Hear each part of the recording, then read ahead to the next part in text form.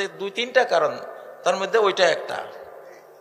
আমি একটা বলে একদিন খুতবা দিয়েছিলাম, সেটা কি, সূরা বনী ইসরাইলের 33 নম্বর আয়াত। ওইটা রয়েত দালাল্লাহ কোট করে রাখছে যে এই লোক তো সর্বনাশা কথা বলতেছে। ওদের কলিজা কাঁপন ধরেছিল, কারণ কোরআন তো।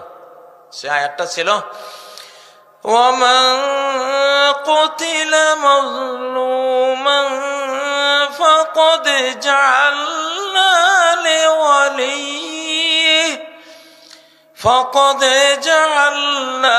লিওয়ালিহি সুলতানা,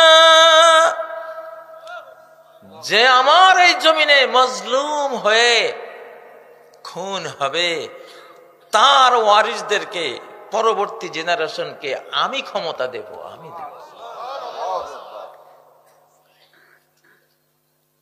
যেদিন আব্দুল কাদের মোল্লা সাহেব নিহত হন, আমি ক্লিয়ার ছিলাম আমার সূত্র দিয়ে যে উনি একেবারে নিরপরাধ একজন মানুষ।